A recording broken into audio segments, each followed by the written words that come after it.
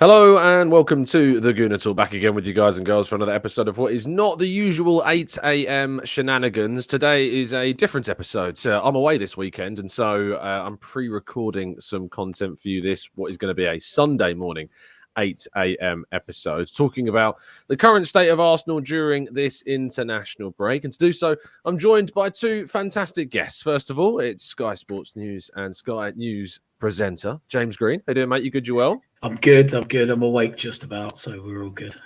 Lovely stuff. Good to see you, my friends. I'm also joined by audio producer at The Athletic, Guy Clark. How you doing, mate? You good? You well? All good, mate. Pleasure to be on with you. Yes, it's been a while, and good to reconnect again. I guess with it being the international break, the best place to start is kind of an overarching feeling of things so far and kind of the broader context of Arsenal's season. Because if you look at the games, if we think back and place our minds in August and look at the fixtures that were ahead of us and compare that to, say, Liverpool's fixtures, which were, much more favourable, and Man City's fixtures, which to a lesser extent were still more favourable than Arsenal's, we sit with 1 point off the top, which unsurprisingly is Liverpool, and level on points with Man City after, of course, playing the Etihad as well. So, James, how would you sum up the start to Arsenal's season? I would say we've done a really good job, as you really summed it up there yourself, talking about the fixtures that we had to come out, I would say, fairly unscathed, to survive the period we have with Martin Odegaard's injury, to survive Declan Rice being suspended for the North London derby, to get through that week of hell, really, going to the Tottenham Hotspur Stadium. Not that that's hell anymore, really. That's pretty standard for 3 points at the moment. But then the trip to Italy, followed by Man City away, to come out of that week without losing a game. The fact we haven't lost in the Premier League so far speaks volumes for the side and the start that the players have had. But I don't know about you guys, but we've had maybe a couple of fairly nicer fixtures, not that Arsenal have made it look that way in their performances at times. But it feels like there's no respite, because when you look at the fixtures and what's next between the international break that finishes now in October and the one that starts again in November, I mean, there's a period towards the end where we're at 4 away games in a row, which includes Champions League trip to Italy yet again, Inter, and then a trip to Stamford Bridge and St James's Park. So it feels like the fixtures just there's no relenting, and this squad, this team's going to be tested to the maximum. So good start, but let's not get ahead of ourselves. There's still some big challenges to come. Yeah, no, you're absolutely right. I think the way in which we've approached the start of the season, we've been affected by a number of absences, of controversial decisions, which have cost us, of course, suspensions with certain players, as you point out. I think we spent, James, almost an hour talking about that Trossard red card, at Manchester City, which was a podcast in itself. So I will shy away from bringing that up. Move away. But I think that, Guy, when it comes to kind of the way in which we've tackled some of the away fixtures that we've already played in particular, Aston Villa away, tough game. We lost that last season. Spurs away, I know we've got a really good record there now. I've won the last 3 in a row. I think the first time since the 80s that we've managed to do that. But it was a side prior to that we hadn't won at since, I think, 2012. Previous to that as well, at Rosicki goal. People might remember the first minute, which we then held out to win 1-0. And then, of course, Manchester City, which, again, you could run a whole podcast on the instance in that game that we nearly came close to landing 3 points there and frustrating Erling Haaland and Pep Guardiola. So Arsenal start to the season, I think, do you think in some ways maybe people have underrated how strong it's been? I think when you put all the different elements that have come the way, the suspensions, the injuries, etc. But for me, I think it's kind of been expectation hit for where Arsenal want to be. If they want to win the title this year, we've seen the pace that City have set. We've seen the pace, even Arsenal a couple of years ago, that first half of the season that we set. If you want to be the side leading the way, you want to be the side who are ultimately going to get over the line, from day one, you've got to be right at it. And I think those first 3 away games, I can't remember a side who's had to start a season with a tougher run away than what Arsenal have at the start of this season. And yet to come through it unbeaten and really looking at it, should have been 3 wins from 3. So heartbreaking, sort of the manner of that draw in the end at City, albeit I'm not knocking that. That was a fantastic point, and I would have snapped anyone's hand off prior to the game for a point at the Etihad. But I think that's what it is for me. It's been expectation hit but that's where you set the expectation for what Arsenal want to do, and the level which we all now, I think, feel that this squad and the club is capable of achieving on a regular basis. Yeah, really well summed up that. And I think that, almost in the sense of kind of underrating, something that I think, James, that got swallowed up amongst all these fixtures is that Mikel Arteta actually signed a brand new contract with the club. It was something that wasn't announced at the end of last season. It wasn't something the club decided to kind of hold on until the end of his contract before making that decision. They decided to renew his deal at the start of this campaign, publicly announce it following the closure of the transfer window. And it was almost like it was talked about on the day, but I think all of the noise surrounding it went so quiet so quickly afterwards. Is that in a way an indication of just kind of, it was probably just the right decision and we just move on from that? Perfect. Great for Arsenal. Great from Mikel Arteta. That's exactly what he wants. He doesn't want to be the centre of attention. Other fans might disagree watching him on the sidelines, but he's not a man who wants to be at the forefront. He wants his team to be at the forefront, and that would have been the perfect way for him to do it. I think we probably wanted to hear something a bit earlier. I don't know about you guys. I always felt pretty confident that Mikel Arteta would have stayed and would have signed a new contract. But it doesn't stop you getting a little bit nervous as you enter your final year of your contract. That's whether a manager or player, excuse my cat, just looking across. Cheers, mate. Oh, he comes. Do you want to join? Let's go back again. Got anything to add? No? What do you think of Mikel Arteta? He's done well, hasn't he? Yep. Yeah. Mikel Cat. Figure Tottenham. Yeah, I agree as well. He's off.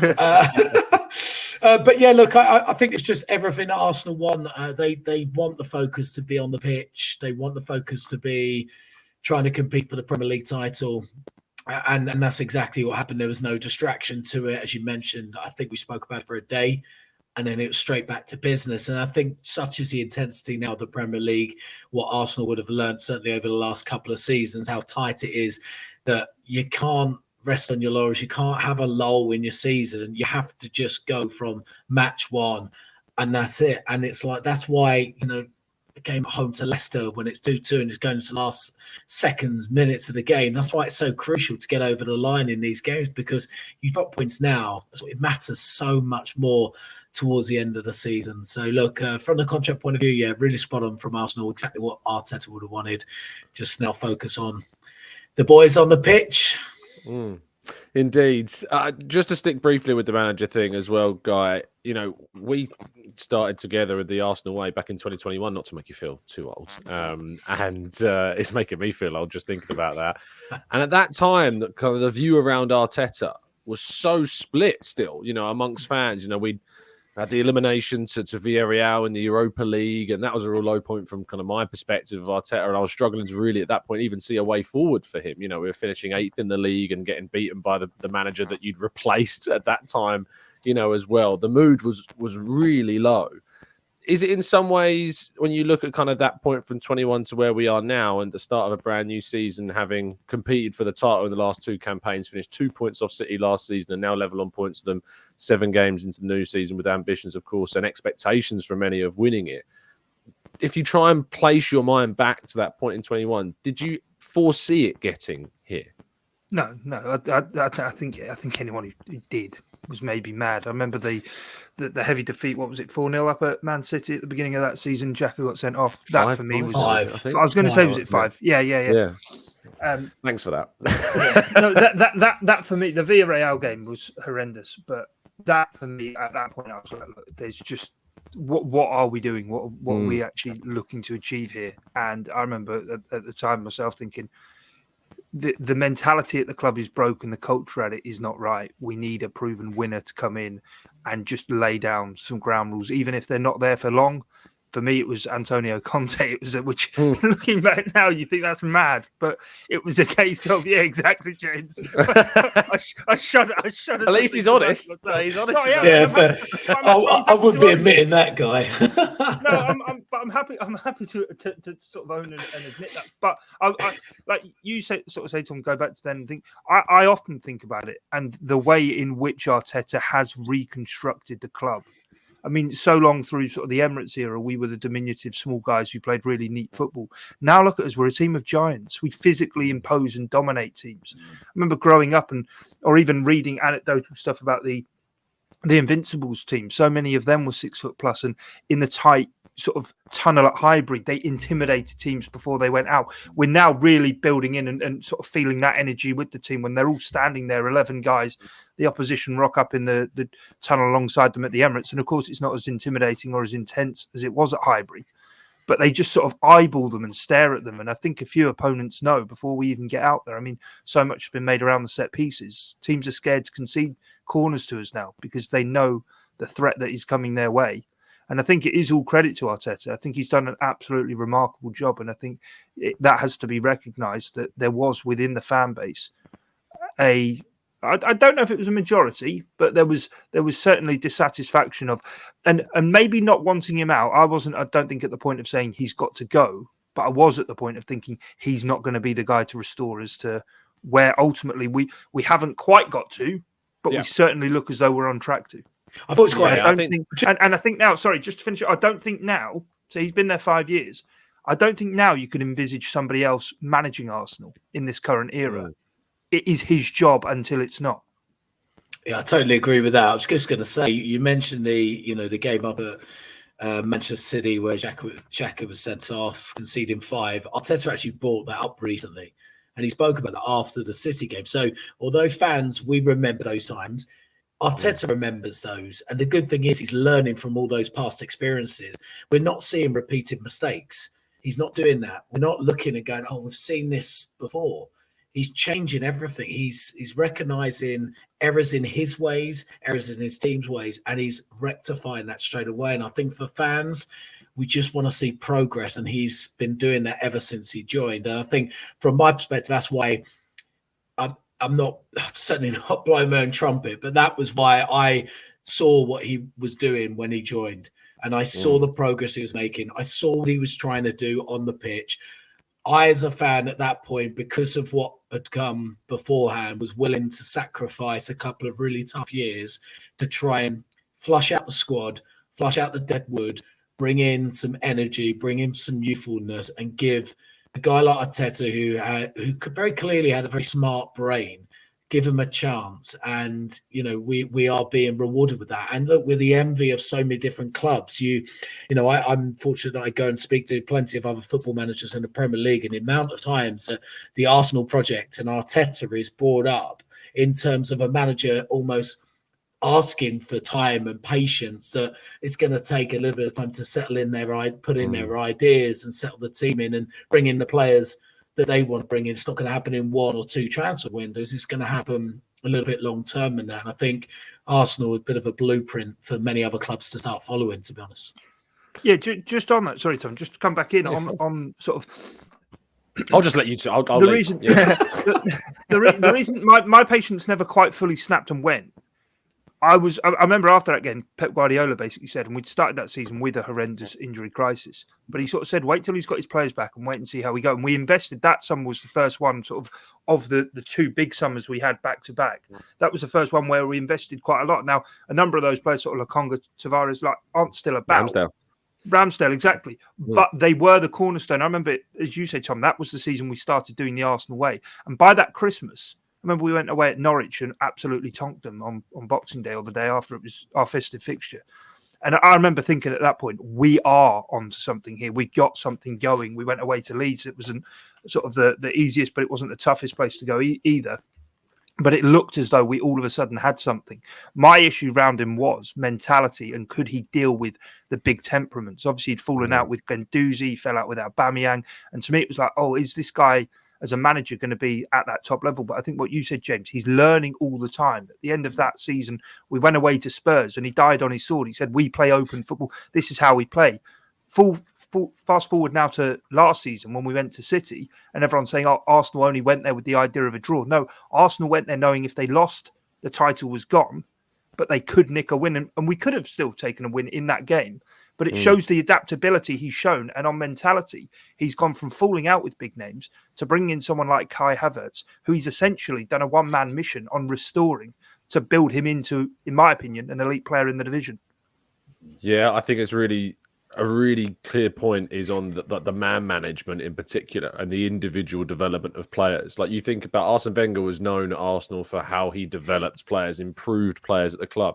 it's an endless list with Arteta of players that have reached new levels. Some have left. Think about Granit Xhaka, the levels that he reached. Under Arsene Wenger, under Mikel Arteta. He was all right, to be fair, under Arsene Wenger. He was one of the few players, of course, that crossed over 3 different managers at the club. But I think that we, in a way, with the combination of Arteta and Edu as well, and the work that he did behind the scenes and the work that they did to recruit and build this strategy and this squad, the squad building processes that they combined together to kind of instill in this side and at this club, you've seen it be the envy of other teams, James, like you mentioned. It's constantly brought up as not just in the Premier League, but you hear, I think Luis Enrique was speaking previously about, Arsenal being the best side in the world without the ball at the moment. Like it is globally regarded, Arsenal, in this current iteration and setup. And if, the worst case scenario for many fans is Arteta leaving. If that was to happen, say tomorrow, there would not be a shortage of elite clubs queuing up to offer Mikel Arteta an opportunity to take the reins at their clubs. That's the stature in such a short space of time that he has, risen to. But we digress a little bit away from, I think, the current context of where Arsenal are and this season as well, from him signing that new deal, because you've still got a young team overall. He's continued to bring in young players like Calafiori, of course, who's come in and been integrated in the team and looks really exciting. He's starting, James, for the first time, I think, really properly to give opportunities to the young stars that are coming through the ranks as well. That was always something about Arteta that was kind of looked at and said, does he give enough opportunities to the hailing graduates? And this season, you've got Champions League debuts for Miles Lewis-Skelly. You got a first start given to Guarneri in the League Cup and, of course, scoring 2 goals. He comes on in the North London derby in the final moments of that game, has a brilliant cameo. I think he did more in that cameo against Spurs than that entire game against Bolton for me, and against Leicester as well when he came off the bench and looked really good. I guess the question is now is that with this news about Saka, and we'll come on to that in a little bit more detail in a second, but do you feel like it's not just kind of a false dawn and that the likes of Guarneri and Lewis-Skelly now will really start to get many more opportunities as the season goes on? I think Mikel Arteta has been pretty clear about minutes for academy graduates, younger players. He's always said if they're good enough, they'll get the minutes. Now, he does set his bench very, very high. He does want to protect these younger players, and he won't just thrust them in because fans want to see young stars in their team. I mean, we're all fans. It doesn't matter what team you support as well. You always want to see your own developed and come into the team. There creates this real special bond between fan and player when that does happen. And look, someone like Guarneri in particular is a serious talent. Would I like to see more of him? I would, but I know and I trust Mikel Arteta will bring him in when the times are right and when the opportunities are right. But he's clearly proved he's not afraid to do it in the biggest game. So, look, I think there's opportunities there. Miles Lewis-Skelly as well. I think he's probably got a little bit more of an opportunity just because of the issues at fullback that we've had to start season off. But bear in mind, he is really a centre midfielder anyway. I'd like to see game time coming his way again. Preston away's an opportunity, isn't it, in the EFL Cup? This is why the EFL Cup as well it is a great competition to be in. Certainly, I think we've got a rich history in playing our younger players, and it gives the fans an opportunity to see what's coming through the ranks. If we go back to like Cesc Fabregas starting the EFL Cup, Jack Wilshere coming through as well. It was such a great time to see these talented players and then see what they went on to achieve. So those games will give Mikel Arteta opportunity to see them again and to put more faith in them and trust in them. But, look, we analysed, I think, the squad at the start of the season, and there were a few maybe glaring gaps around the Odegaard position, around the Saka position. What happens if they get injured? Well, we might be finding out. We've kind of found out a little bit with the Odegaard situation. Let's hope we don't find out too much with the Bukayo Saka injury news. But there is talent there that I think can step in. And, in particular, I would love to see more of Guarneri. I really would. I think he is someone that could be lighting up the Premier League for the next 10, 15 years. It is excitement and it's pressure, as well. And I think it was interesting what Arteta said when he was asked about Guarneri, and he was very open and honest about how he was kind of told about Guarneri many, many years ago. It was kind of when he took the reins, it was a sense of like that we've got this guy coming through, and we need to kind of build this pathway in a way for him, and to give him that debut at 15 years of age. People called that a publicity stunt. It wasn't. It was to showcase the pathway is here for you, and we will give you opportunities to broaden your horizons at the club. You mentioned the League Cup there, and obviously, Guy, Arsenal coming up your way very soon. Are you going to be at the Preston game out of interest? I'll be covering it, actually. I'll be commentating for the in-house Preston thing, so split nice. allegiances on that. That's fallen for you very, very nicely, hasn't it? You obviously being there, then be talking about the players that there's a balance, I think, for some fans, because there's a frustration that since 2020 Arsenal haven't won a major trophy. The League Cup has always been a competition that we've kind of gone out of, either in early stages like we have done the last couple of seasons with Brighton and West Ham. We did get to a semi-final double-legged tie against Liverpool that we were unlucky to get beaten at the Emirates, of course, and had that chaotic game down to 10 men 0-0 at Anfield. Is there a concern that, because that game, and I think James, you said it earlier, there's 4 away games in a row. That Preston game is before matches against St James's Park, away at Inter Milan, and then away at Stamford Bridge. It's the first of that 4-game run. Is there a worry that you can, and Arteta could, go over the top in terms of how much rotation he has, and Preston, to you, I know you know very well, could end up hurting Arsenal? I mean, potentially. I think it'll be that kind of night, won't it? Sort of Arsenal going away to Deepdale to Preston North End, and it will be a huge game for them. Ultimately, they've got concentrations themselves in the league, and it hasn't been a great start for them. But I think it's one of those where Arsenal need to trust the depth they've got in the squad. And for me, there's only 4 competitions you can win each season, and 3 of them are knockout competitions. So you need to take all of them as seriously as possible. I think this next run of games is going to be huge, because what is it? After we come back from the November international break, you've then got, after a couple of weeks, obviously we don't know the FA Cup third round draw, but essentially from the end of November to the middle of January, we don't leave London or the southeast. In terms of that travel, there's 6 games all in London. 7, and that's going to be, and that's going to be sort of crucial when you look at sort of the amount of games that all teams have to play. But ultimately, that comes with the territory of if that's the level you want to be at. I mean, it's off the back of sort of going to Sporting Lisbon at the end of November. The 30th of November, we're away at West Ham. And then even Brighton away on the 4th of January, then Tottenham at home. It does go right to the middle of, right to the end of January, really, apart from that FA Cup third round tie that we don't know about. But I think it is one of those of getting through this period and just attacking each fixture, regardless of if Preston North End are in the second tier or not. It's a case of ensuring the squad that is put out there is trusted to get the job done. And I think that is the case. I think on the young players' point as well, Arteta has always shown sort of faith and trust in them. I think the difficulty for people maybe to sometimes accept is a number of these young players might get really hyped up before they reach first team level. I'm thinking kind of Charlie Patino and Flo Balogun. But when they ultimately get there, I think Arteta's got a real great eye for a player. And sometimes it doesn't take him long to realise not quite having this player. You think when he first came in, Reece Nelson, Bukayo Saka, Eddie Nketiah, he brought him back from his loan at Leeds, Ainsley Maitland-Niles. He was giving all of these guys regular game time en route to winning the FA Cup. Some have fallen by the wayside. Obviously, other players wanted to sort of go elsewhere for more regular match minutes as Arsenal have got stronger and better. But I think essentially in the case of Patino and Balogun, he just wasn't quite having them, that they were going to be at the level required. But with Nwaneri and with Lewis Skelly, it looks as though very early days that these guys do have his trust, and it is essentially a case of playing their way into the team and then developing and growing as we go. I think there's also a balance on the players' side is not getting too big too soon. Yeah, I feel like the loan that Balogun had, and there was a real kind of sense around when he left the club that he felt like he should be really starting games for Arsenal as the number 9. I think that, and I don't think it was Patino's fault at all, but there was a lot of talk externally about Patino for a long time prior to that debut. And then when that start came at Nottingham Forest in the FA Cup, it wasn't a great performance. And Arteta has spoken about the cautiousness he shows with some young players, that he doesn't want us to have to throw them in too early. They have a bad game, and that can then define you in the wrong way. And I think he's managed both Lewis Skelly and Nwaneri cautiously in the right way as well. We alluded to Saka's situation. Of course, we're recording this on Friday afternoon. I believe there is, James, you'll know, a Lee Carsley press conference on, is it Saturday?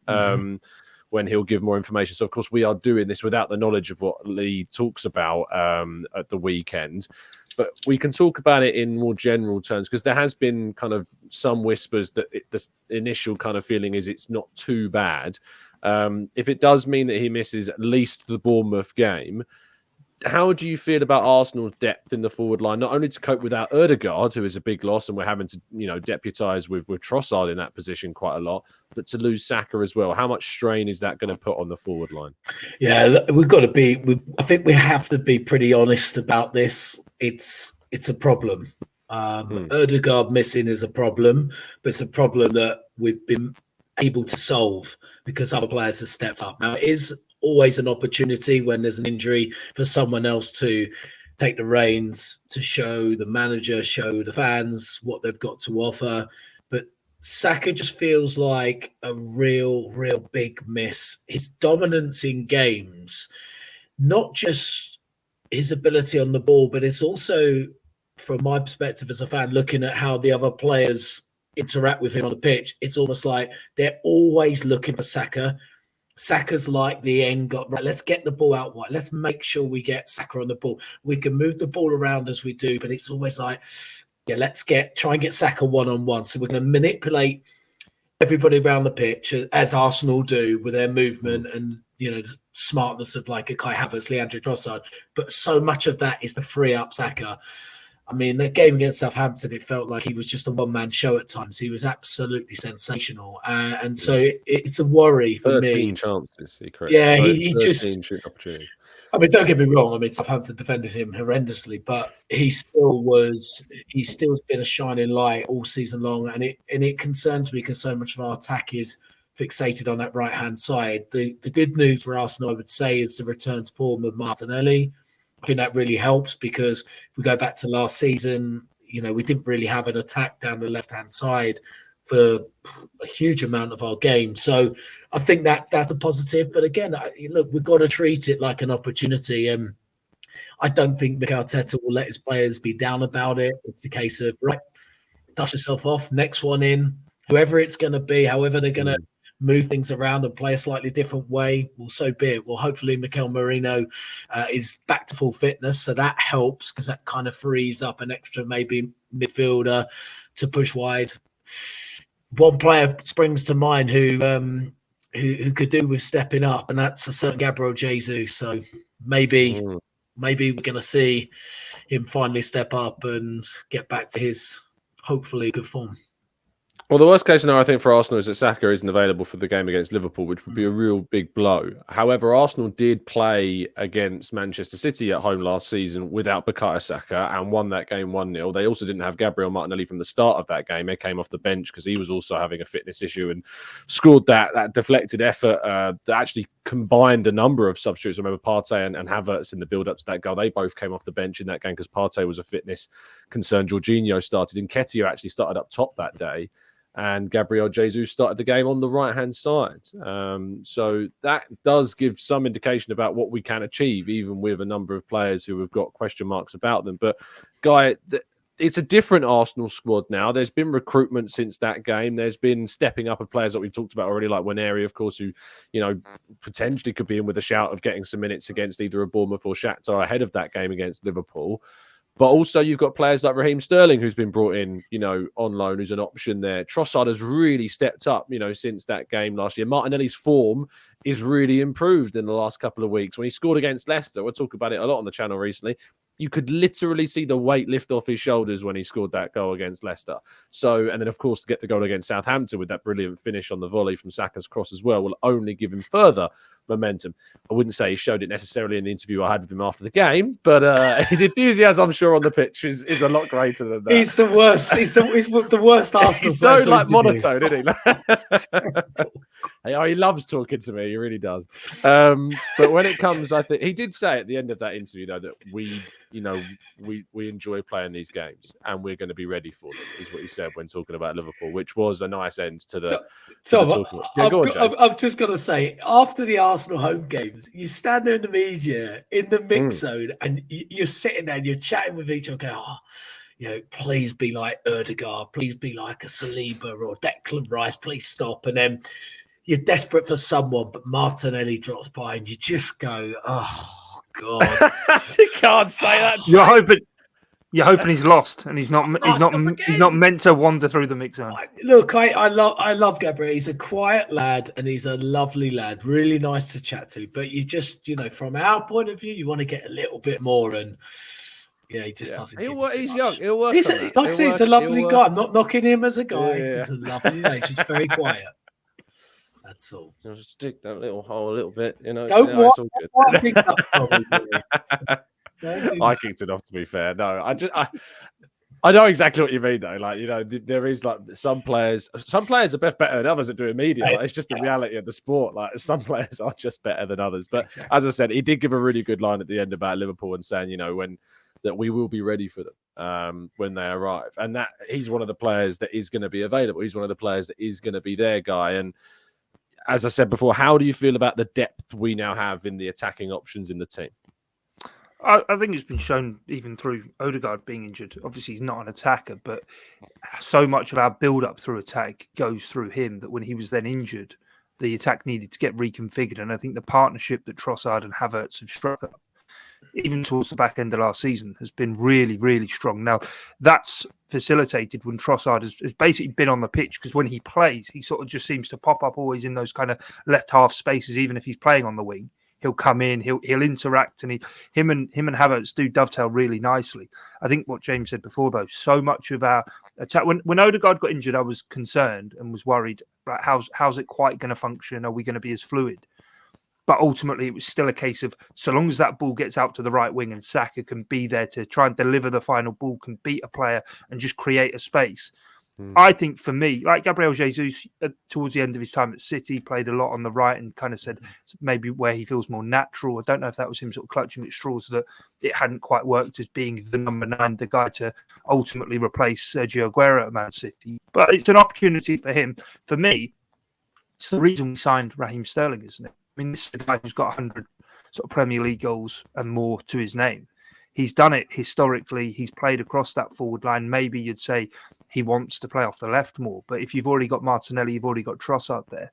If Saka is injured for any period of time, whether that's now, whether it's through the season, whether it's even a case of resting Bukayo Saka, Raheem Sterling for me is the ideal guy who gets to the byline and can drag crosses into the box. He's been there to finish them off, obviously, when he was at City, but equally as well.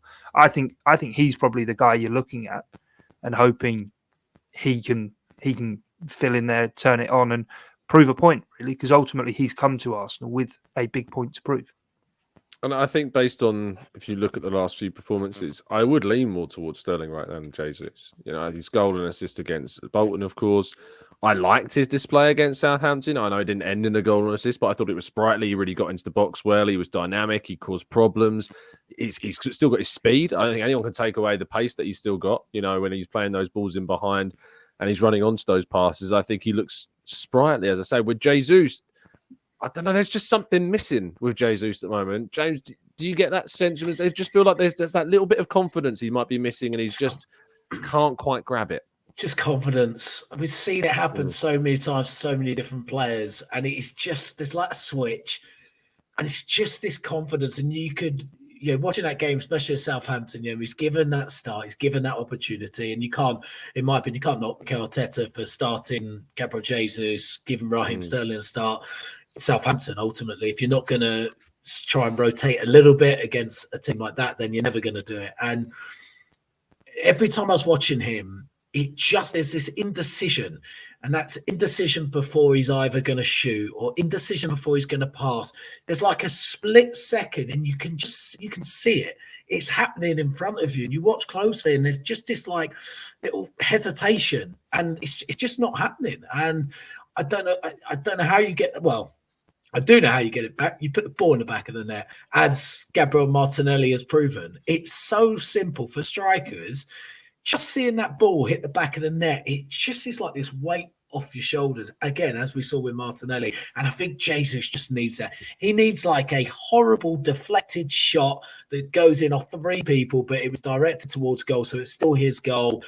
And then hopefully it can flow from there. Because look, there's no doubt about it. He's talented. There's no doubt about it. He's got great work rate as well, which I do like about him. You know, he's going through a bit of a rough spell at the moment, but you can't knock him for running, pressing, chasing back, putting tackles in. And, you know, as fans, we want to see that. If you're not performing at your highest, as, again, Martinelli, prime example, he's had a really poor start to the season, but his work rate never dropped. And actually, his work rate probably even crept up. So, look, we've just got to keep the faith. And it's still quite nice, though. We're talking about options, right? And we're talking about if Saka's out, we've got Raheem Sterling, Gabriel Jesus. I don't think it's a bad position to be in to have those two in reserve, just in case Saka's injury is a bit more serious.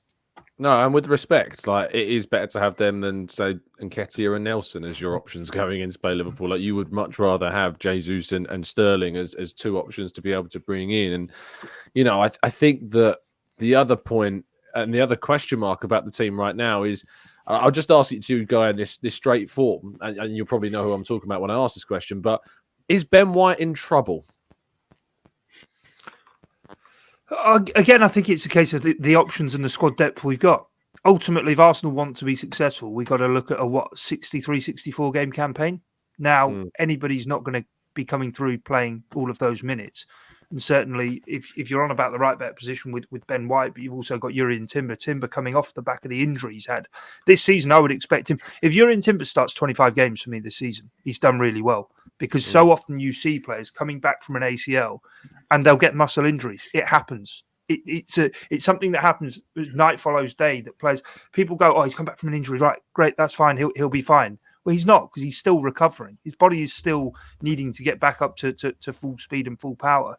So I think for Arsenal, we're in such a strong position across. If football's not a 11-man sort of team sport now, you need a squad of, I think Arsenal have proven, 15, 16 players who are chopping and changing. And it was nice to see Tomiyasu back on the bench against Southampton. Just there's another option there. Sometimes I do look at the Arsenal bench and go, not got much in reserve today. That the 11 on the pitch need to get the job done because of maybe the amount of injuries we've had at the start of this season. But it's just a hope that the medical team play their part as well, and that players aren't staying out too long. It was quite nice for Mikel Merino seeing him return actually as quick as he did, because the injury he got sounded a very freak injury. And for me, it sounded a very Arsenal kind of thing, where it's, it'll be 6 weeks, but then 6 becomes 9, becomes 12. Do you know what I mean? And all of a sudden we're going, where is this guy? But he did return on schedule, or maybe even ahead of schedule. And that's essentially where we're at with it. Just a one quick one on Gabriel Jesus. For me, it's his thinking, as James said. When he first arrived, he did everything on intuition, and it was just so natural and everything happening. He scores a goal, and we all know it will click back. Yeah, I think, you're right. Confidence is such a big thing with so many of the players in this team. I love the point about, the depth that we've got. Whenever I get asked that question myself about is Ben White in trouble, I'm like, well, ask Kyle Walker if he's been in trouble after the amount of defenders that, City have signed. Akanji and Diaz and Ake that are in this squad, Rico Lewis coming through. You are able to have more than one player in each position that is of real solid quality. And some games, if we had a Champions League game final tomorrow, let's say, it would be, for me, and everyone was fit, it would be Ben White at right back and Timber at left back. That's what I would do, because I just think that they're our best two. And some people might say that's harsh on Calafiori, who I think has been really good. But both of those two, I put faith in being consistent and delivering a balanced display in those two positions. And that's a really positive thing to have. Go on, guys. Something I heard this week, how much do you put in Calafiori maybe being the missing link for Martinelli rediscovering his form? We said down the left it wasn't as fluent. We've now got a left footer at left back, opens up the pitch. That pass from the left-hand side of defence out to the wing is becoming as quick as White into Saka. And if anyone in our team thrives off electricity and quick movement, dynamism. It is Gabriel Martinelli, even more so probably than Bukayo Saka. I think Saka, you can give us a standing start and he can beat a guy. Martinelli is get the ball at your feet, mate, and just run. Yeah. And the quicker you can feed him the ball, the more time he's got to quickly shift it and get going. And for me, after I heard that point, I thought that makes a lot of sense as to maybe why we're beginning to see a lot more from him end product wise. Yeah, no, I think you're absolutely right. And I think Mikel Merino as well, integrating into the team, a left footer in midfield with that, Granit Xhaka presence, if you like. And I think that pass out onto the left-hand side with Martinelli, I think he's going to really benefit from Merino being in the squads as well. So, yeah, I think it's a really important point at the squad depth. Just like we brought up Merino there, James, as he finally starts to get these minutes, how are you feeling about his integration into the squad? Yeah, positive. I think he fits us so perfectly well, doesn't he? To me, fits like a glove. I think we've been looking for that left-sided centre midfielder ever since Granit left us last year. It felt like there was still just a bit of a gap. I've never been convinced that Declan Rice is that person. If I'm honest, I think the best Declan Rice is as a holding player alongside a natural central midfield player, not alongside Cole Palmer, as we saw last night, which was an absolute shambles for England. But look, I think Mikel Merino, yeah, he's got the presence. We mentioned earlier about the height of the squad. I know that's something that Edu and Mikel Arteta pinpointed very early on, that they wanted to bring in more height in the team, not just have the centre backs. If you think about the success that Man City had, I know we talk about like little players, the David Silvas, the Bernardo Silvas, the Aguero, etc., but mixed in with that, they had a lot of taller players. You know, when they brought in Rodri, it made a huge difference. Big centre backs, Vardy, the left back, who's again a big presence, obviously Erling Haaland up front as well. So that is an area they've been looking at and recruiting really well. And I think Mikel Merino fits the mold well. I think you make really good points about Calafiori and helping Martinelli on the left-hand side a little bit. Also, you know, even asking the question, is Ben White in trouble? I mean, if I'd said that to you last year, you'd have gone, what are you talking about? Yeah. But how great a problem is that for Arsenal now, that there is such competition for places where you're looking at your right back, who was so consistent last year. All of a sudden, he's got somebody chomping at a bit behind him going, oh, you know what? I wouldn't mind your place in the team. So it's great. It's great for Mikel Arteta. Hopefully it raises the standards even higher, which I expect it to do so. So, yeah, look, good problems to have as long as everybody stays fit.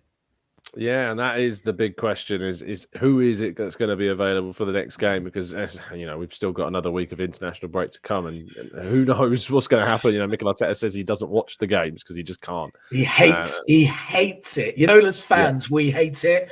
He hates it so much. I've spoken to him. I remember speaking to him about it pre-season, I think the year before. We were off camera talking about. We're talking about all sorts. And the international break, there was one coming up. I think it was a really early one. And he was just like, I can't watch. I can't stand it. I hate it. I have to distract myself. I can't do it because he's so nervous if anything happens to one of his players.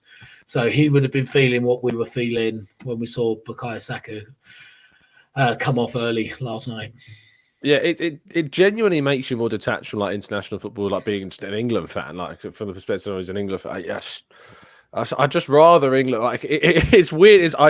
If you had the choice between Saka being fit or England winning the game, like it's Saka staying fit. Like, it's not even a question. Like, you can question my allegiance to my nation in that sense, but it's just I just have this such pure sense of club over country these days. Like it doesn't compute for me. But I won't put you two into the position of answering that question. When it comes to, just as we wrap up, you mentioned James about kind of Merino in some ways fitting like a glove, and there is one player that we've not talked about in this show who arguably has been, to some, maybe even Arsenal's player of the season, and that guy is David Raya, who has made some unbelievable saves in the beginning of the campaign. And with all the drama of the Ramsdale situation, him returning to the Emirates, you know, in the final game before the break as well, he's in tears as the Arsenal fans gave him quite a reception, as we saw. Has it kind of now culminated into it's a non-starter in terms of a discussion about was it the right choice to move on from Ramsdale and to lean toward Raya? Yes, 100%. My views, Tom. I always believed it was a right choice anyway. I believe that David Raya offered that small percentage more than what Aaron Ramsdale did. I listened to Mikel Arteta. I trusted him and his decision, and I could see it with my eyes. I felt really confident. I know he had a bit of a nervy start, didn't he, David Raya? But there was just something. There was this calmness that he brought to the back line that I just wasn't convinced that Aaron Ramsdale had. And it was, we talk about small percentages, but that's the gap at the top of the table. If we want to overtake City, we've got to find those 1 or 2% from somewhere. And, that decision's been really justified. And I think, look, it's not about, I certainly don't think it's about fans with their tails between their legs now being proven wrong. I think it's more of maybe a realization for many fans to go, do you know what? We've got a manager that I need to trust more. I really do need to trust his judgment, because far more often than not, he's getting his big decisions right. Yeah, I think it's well summed up. Guy, what do you think? Yeah, managers live and die on recruitment, don't they? Ultimately, if they buy good players and they improve what they've inherited, then they're successful. If they don't, they're not. And I think Arteta, by and large, has had far more hits than he's had misses. I think the thing with Ramsdale, I think it can be both true that you adore and appreciate what Ramsdale stood for, represented, and did for this Arsenal collective. The way he came, right at the top, we're talking about sort of Arteta and that period at the beginning of that 21-22 season of how broken and disconnected it was. And Ramsdale signing kind of underlined that. But it was also a moment in time where, as soon as he then started playing and probably personified, as James said there, the trust we needed to have, we then all absolutely fell for him. We fell for this team. We fell for Arteta. But then it doesn't also mean that it can't be true that maybe before even Ramsdale was the guy, Arsenal wanted Raya. Should they not have maybe pushed the boat out more to bring Raya in then? And we maybe would have avoided the whole issue. Equally, I'm glad the way it happened that we had that time that Ramsdale was our goalkeeper. The only tinge of regret I have was, why give the guy the new contract at the end of that season and then push him to the sidelines? That was the bit of treatment around it. I personally, from the outside, didn't think represented Arsenal. James is like a coiled spring here. Or shone Arsenal in their best light, because ultimately it maybe then made it harder to move him on. I get you maybe trying to protect an asset, but we then had a situation where he sat around for a year when we all knew he wasn't going to get back in. You said it there, Guy. Protected an asset. We've been craving for years that Arsenal get players on long contracts to enhance their transfer value and their sell-on value if we want to move them on. Arsenal did exactly that.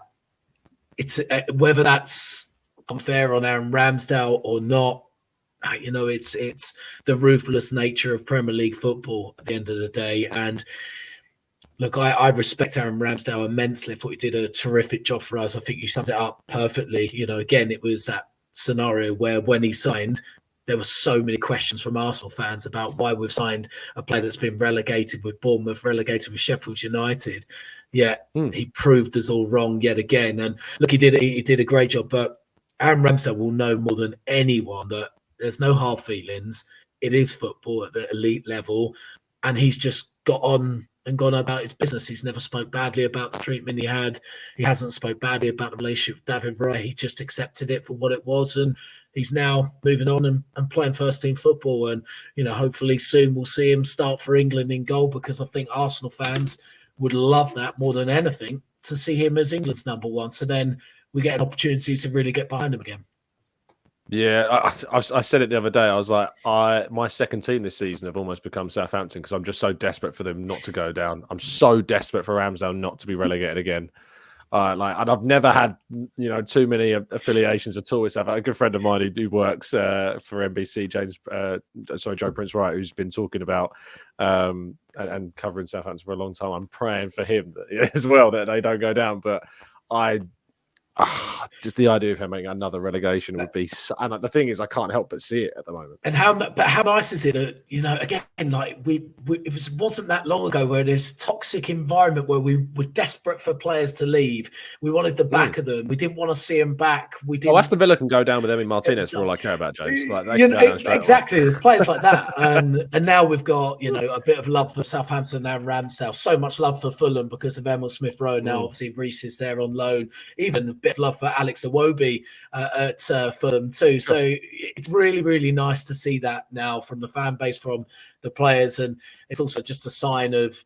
I think a lot of it's a sign of what Mikel Arteta has done. Though we go back to him, we started with him. Let's go back to him. It's the way he's not necessarily had a drop off from the quality of players. He's improving players, even if they're moving on. He's still improved them from where they were before, and I think as Arsenal fans, that's pretty nice to see. Well summed up. And I think a really good sum up of where we are as a club right now overall. I'd just like to take a second to thank my two fantastic guests this afternoon / morning, of course, when this will be dropping for you in your Sunday AM slot. James, thank you so much for taking the time to come on and speak your mind on these topics. Tell people where they can find you, mate.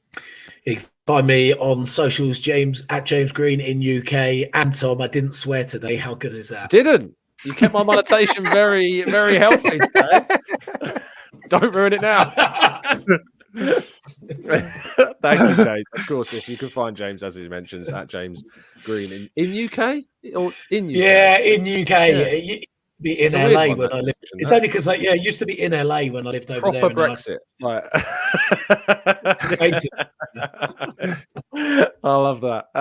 Of course, you'll see James on Sky and presenting probably plenty of Arsenal games as well this season as well. And always nice to see you in the press lounge, my friend. And hopefully we'll again soon. Guy, great to link up with you again, mate. It's been too long. And I hope things are going good for you at the Athletic and that things are progressing. Tell people they can find you, mate. Yeah, all going really well. Thanks, Tom. Great to be on. On socials at GuyClark05, and always a pleasure to answer the call, mate. Absolutely. Thank you to you listeners as well for tuning in. I do accept my apologies that this isn't the usual live show. I am currently probably in a spa swimming pool. Just want to highlight that point now while you get the opportunity. So there you go. But thank you to you all for listening. Appreciate your time. It's the missus's birthday present for the record. It's not actually for me, but I was quite tactical in what I picked. But thank you so much for listening. Do drop a like on the video. Subscribe to the channel if you're new. I'll see you again tomorrow morning live and early at 8 a.m. But see you soon. Stay safe, stay well, stay happy and respectful. And as always, up the Arsenal. And James's cat.